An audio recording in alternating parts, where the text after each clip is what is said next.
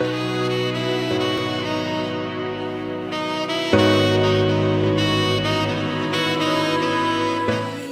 for you to arrive again.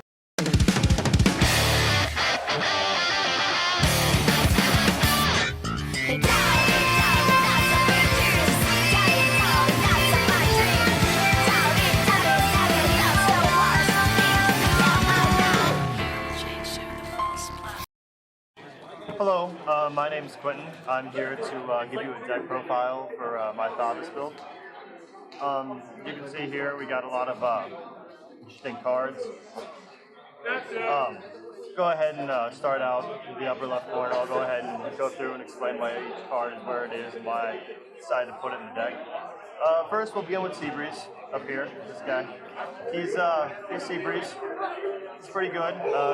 Obviously, not only does he do work whenever your opponent's trying to stall you and things like that, but Seabreeze actually works exceptionally well in Aquaforce due to the fact that Aquaforce is all about multiple attacks, and getting that off while your opponent's at grade 2 and has that little extra less defense, being a 9K, is actually quite hilarious, as well as the fact that this deck actually doesn't use that many counterblast. So the 2 counterblast cost is not a big deal at all, as well as triggers like Supersonic Sailor, able to unflip the damage that you use to go into Seabreeze. So Seabreeze is actually a super solid card. Like if your opponent tries to play games with you and try and hold you, that card's going to push you. Next, I have 2 of the Marine General of Heavenly Silk Christos. Why I have 2 is because Christos is kind of, he can get draw power off, which is really helpful, because if you can get the cards you need, obviously you can move to your Lamros turn and verse your opponent and end the game. So getting a couple draws off if you're down a draw or 2, or you need a certain card, you can put more pressure on your opponent, and it draws a lot of cards from their hand. Another reason that Christos is at 2 in my deck is because I do run High Tide Sniper, and whenever their skills combine, it becomes two 21K columns if I have a Statia in the back row or I got an extra battle. So 2 21K columns on hit draws forces a lot of guards. Super good card, and all it costs is a counterblast.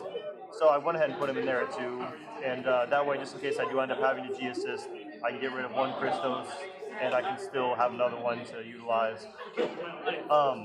Moving on, we got Marine General of Heavenly Silk Aristotle here. He's this card is super good for against clans like Dimension Police, where they have their laurels and cards you need to snipe. It's a very productive way. It's just third battle, counterblast, kill it. No questions asked, it's gone. So this card is situational, but he's definitely worth having 1 of in your deck for that reasoning. Because if you do find that situation, you're going to need to play. Next is Tidal Board Dragon, the old trial deck card. On hits, I feel do have their value still, because they don't have a perfect card, and you get that nice little bonus. Just a nice little way of, hey, I didn't have much, but now I'm drawing a card, I'm getting a battle off again, and it's just a nice little combo you can do with them. So yeah, I like running Tidal Board. He sees his days. Next is one that's probably ran the most Thavas decks, the Storm Dominator Thavas. He's good. Definitely in a Thavas build where you can use primarily Thavas cards. He's super good with Battle Siren Adelaide. Using her skill, she's able to attack twice in the back row. It's also nice whenever you get a G Guardian off and you can snipe 2 units instead of 1 with Thavas' passive as well as his GV3. So Storm Dominator is a very good card in the deck. He can get you a lot of battles generated on your first stride, put on a lot of early game pressure, try and devastate your opponent and make their first stride a little weaker.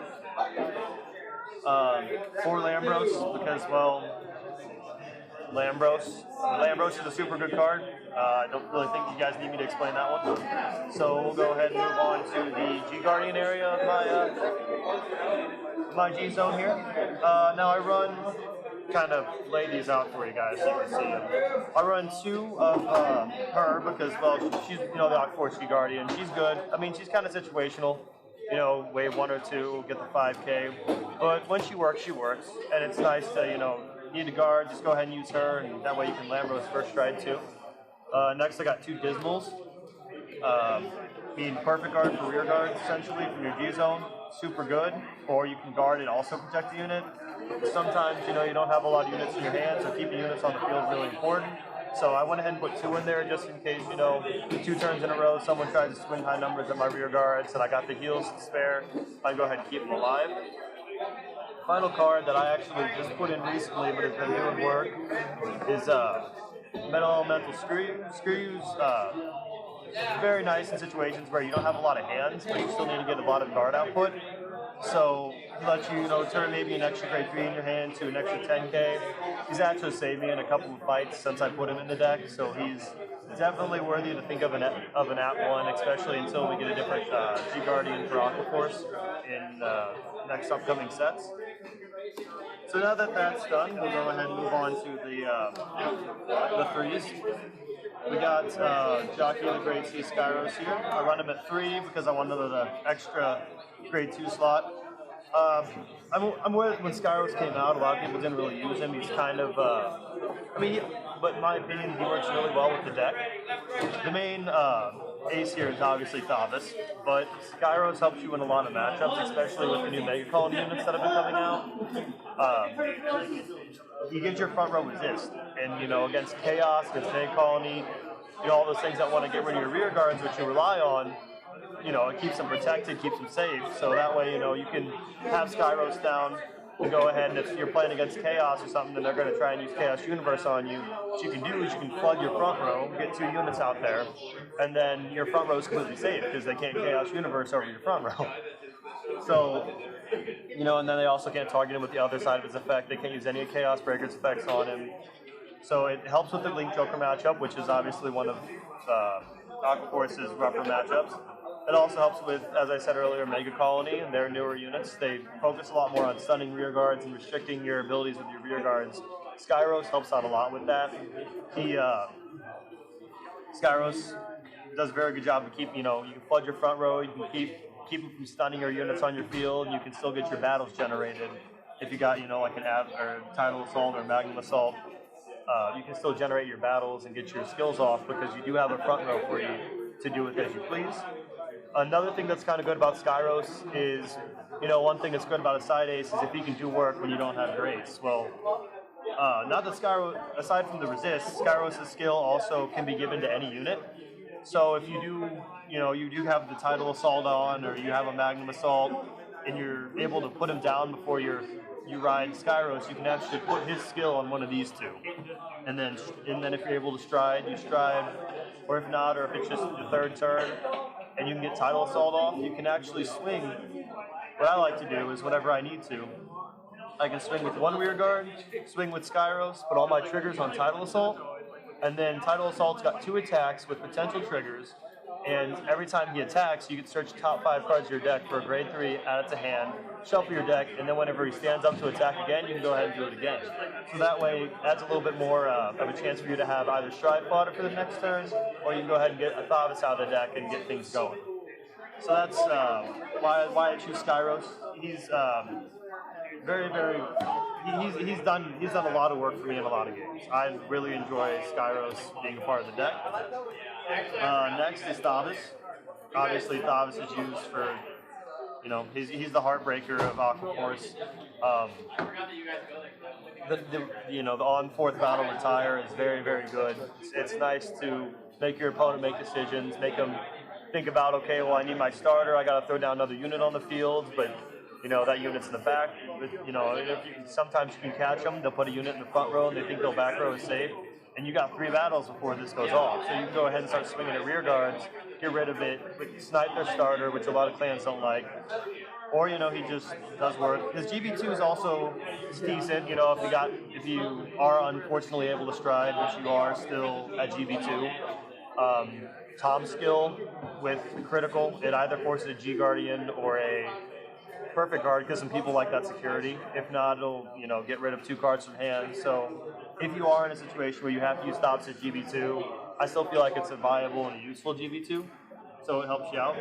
Another thing that's really nice about Thavas is all the support he's gotten, such as the Thavas specific cards, like Battle Siren Adelaide and Battle Siren Melania, and then Kelpie Rider Petros. They're all super good cards. They're, part of their cost being having Thavas, which is nice because whenever you're on Skyros, you can also use Storm Dominator. And so yeah, he opens up, having Thavas consistently in your deck opens up a lot more options for to utilize these cards, and you can use them more so. So moving on, we go to Battle Siren Adelaide. I have her under at 3 because I want to try and get in some high-tide snipers for reasons I'll explain in a moment. But, I mean, Battle Siren Adelaide is super good. Counterboss Soul Blast have Thavas, and she gets to just restand. Or she gets 2k for the turn, and then when attacking a Vanguard, she restands. So, aside from being able to attack twice for a perfect number of 11, draw cards out of people's hands, well, as I said earlier, she also combos well with Storm Dominator Thavas, because then she becomes 16. That way, in case your opponent does take that damage and does get a trigger, you're still swinging, and if he doesn't, you're still swinging for 10k instead of 5, and that's super useful. She's also really good on Lambros turns because, like Tidal Assault or Magnum Assault, if you swing at a rear guard first hand and then you restand it with Lambros, you get 2 attacks with that 10k boost, and that's super useful. It's actually won me a lot of games having Adelaide out there and getting that 2 21k attacks. Even with the G Guardian meta, that's the G Guardians, it really helps out because if they have the G Guardians to spare, it's 2 G Guardians. They only get 4, so it's a pretty devastating card when it's used. The next one is High Tide Sniper. I actually took High Tide Sniper out of the deck for a while and realized that Aqua Force hits numbers. It hits 11 a lot, but 11 is stopped by a trigger. High Tide Sniper, I put him in there because he basically helps out with the whole, my entire strategy is based on my opponent not getting a trigger. Because Soul Blast 1, which Aqua Force doesn't really even use Soul Blast, I think he's literally my only card in the deck that uses Soul Blast aside from Adelaide. Soul Blast 1, get 10k. So if he's got a booster, that's 26 right off the bat. As I said, with Christos, he's 21k, and you can make him an on-hit draw. So that forces a lot of guard from your opponent's hand, or gets you some nice extra benefits just for hitting your opponent, or putting a lot of pressure on. He definitely adds a lot of power to the deck that I think helps out a lot. Sure, he's not as defensive as units such as Saberflow Sailor, but whenever it comes to, 4th turn, we're going to Lambros him and end the game, he definitely helps out, especially with the starter Andre, because you can put Andre on him, for 1 counter blast, he gets the ability to restand, like Magnum essentially. He doesn't need except for he doesn't need a booster. So, on a Lambros turn, like I said with Adelaide as well, or like you can do with Tidal Assault and Magnum, you can swing at a rear guard, restand him with Lambros, and then he gets to swing 29, 31 without any boosters. Those are the numbers at a Vanguard for only 2 Soul Blast. That's, you also get rid of an Intercept. It's a great card in my opinion. There's been also times where turn 1 or turn 3, I'll go into either Storm Dominator or Tidal Board Dragon.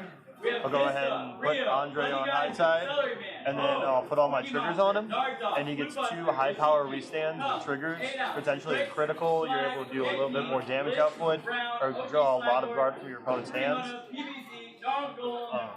So in my opinion, High Tide Sniper uses a resource in a deck that hardly uses that resource and gains huge benefits from it. So High Tide Sniper is definitely a unit I feel is very powerful in the deck. Next is for Tidal Assault, for all the obvious reasons. Tidal Assault can help you rush in on your opponents, draw that early game guard, put on early game pressure. He's also a huge enabler. All your stuff says 3rd or 4th battle. And sometimes, you don't want to use both rear guards before you get your 3rd battle. So it really helps with timing.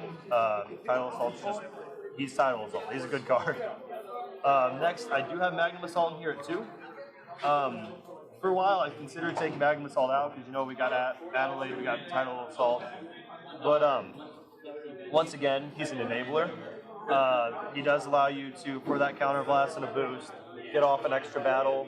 You can stack triggers on him, and he's super scary on Lambros turns if he's still able to, if he's still got his restand, or just an extra 21, 16 really works out well.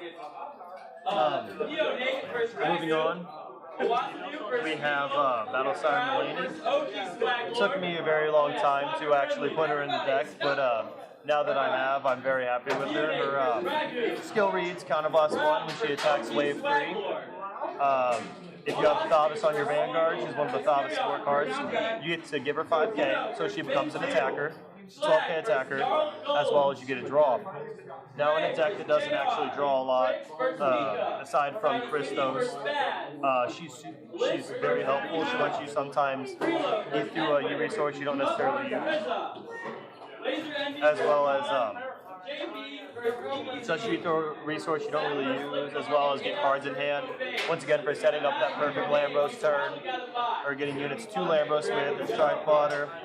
And she's, just a nice little extra attack. You can also use her with Storm Dominator, which, you can put her in the back row. She might have been boosting earlier in the game. Well, now you can use Storm Dominator on her, turn her into an attacker, and you get that draw off of it. It's a super good way to get draws off and, a lot of pokes in and force a lot of guard. Another huge part about Melania that I find very, very, very useful is her resist. As I said, whenever I was talking about Skyros over here, resist is a huge part in certain matchups. And she really just, as long as she's occupying a space, she can help protect the space, and that's very, very important whenever getting your combos off. So, for example, one of the problems is Magnum Assault needs a booster. Well, this is Magnum Assault's booster. It's got resist. He's safe. So if you have Skyros on your Vanguard, you got Magnum Assault in the front row, Melania in the back row. You have 3 free spaces, and you're guaranteed, your Magnum Assault restand. So in my opinion, Melania is a super good card that if you're running a Thavas deck, should be in the deck. Or at least, she's something to try out. Next up, we got Battle Siren Station. One Battle Siren allows you to attack from the back row with GB. She's a 9k attacker. She's got a lot of uses. First off, as I said about, Tidal Assault, Adelaide, Magnum, she's an enabler for all your skills. She's a nice little extra poke from the back row.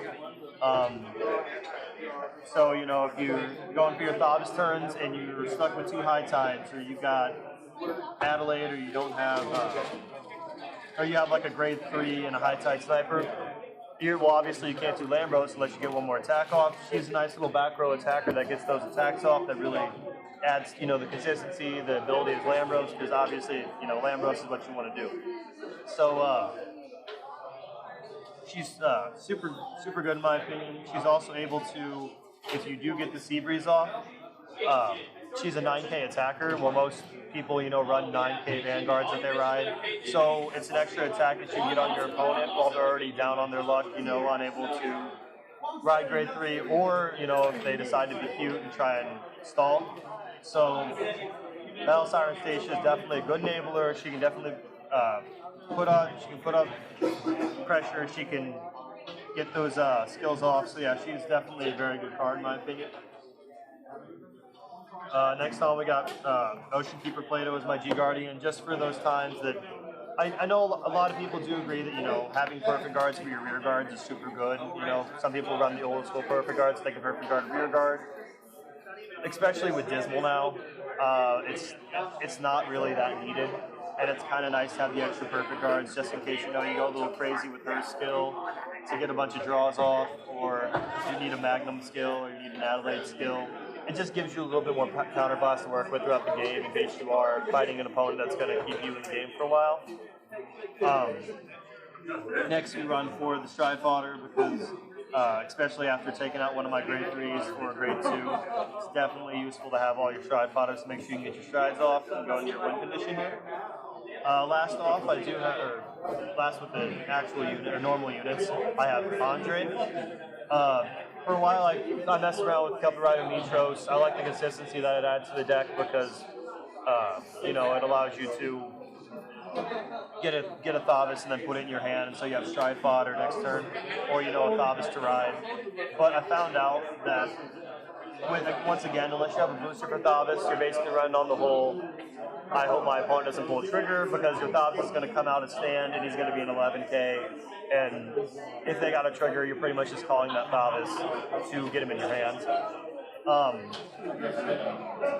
Also, Andre, as you know, I've said a couple times, one of the most important parts about playing this deck is making sure you get your 4th battle for Lambros. So he is an enabler. You can put him in the soul, counterblast, and then it gives the unit the ability to restand plus 2k. Super good with high tide sniper. You can stack triggers on him. He's high power lanes with multiple attacks. You can do a lot of damage to your opponent.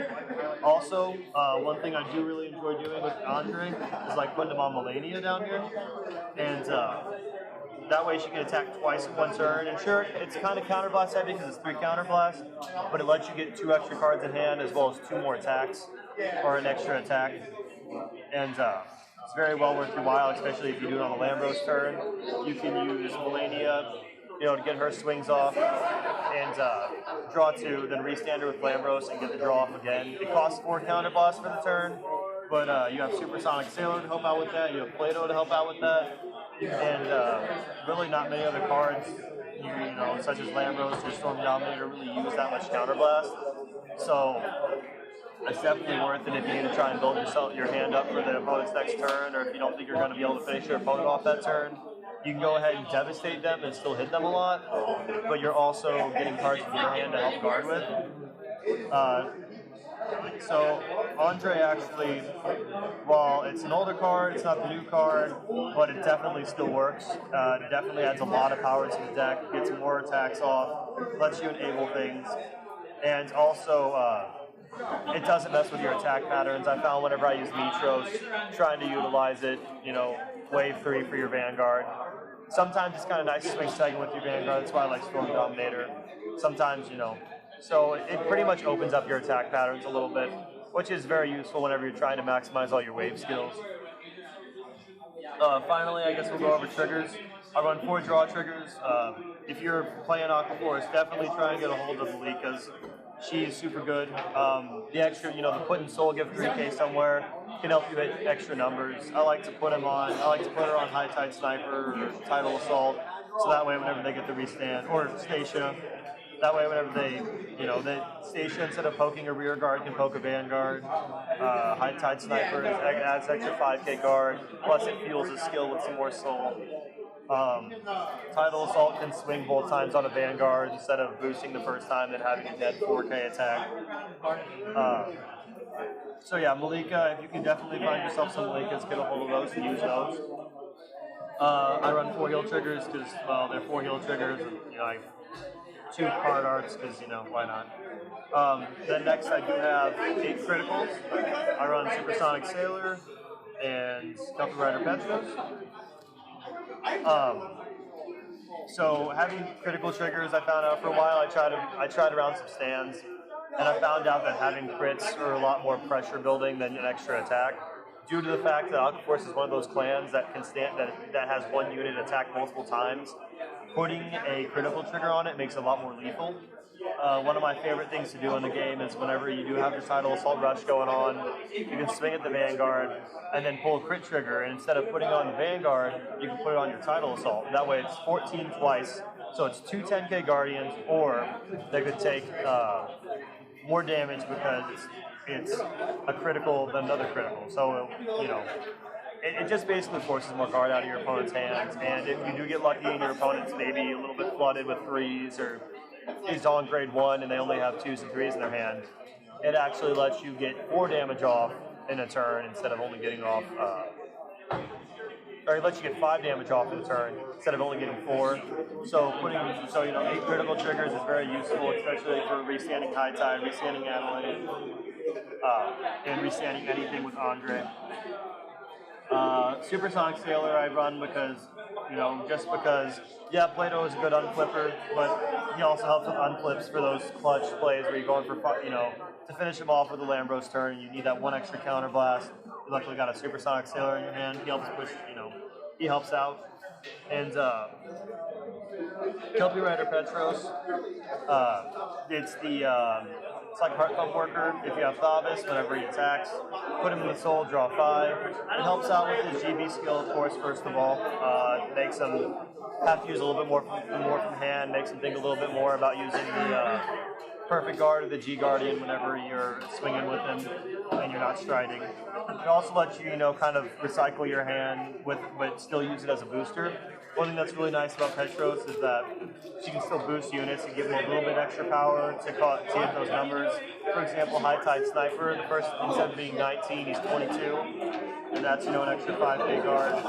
You got if your opponent rides an 8K on their second turn, or if your opponent's at grade 1, you can put her behind a tidal assault, and then once you come around to your grade 3 turn, you can go ahead and put her in the soul, get a card back, and it's almost like you got a free booster. In certain situations where you're running out of boosters but you still want to have something useful, you can use her to boost Magnum Assault. So she's just super good card. She has a lot of uses in the deck. You can boost the Battle Siren Lady, give her 11K, turn her into a 16 for skill. And so Petros definitely has her uses, and she's definitely worth picking up if you're going to be running the Thavas deck. And so I guess that essentially concludes my deck profile. I hope you all learned a little, or enjoyed it, or learned a little bit. And I guess Captain Q signing out.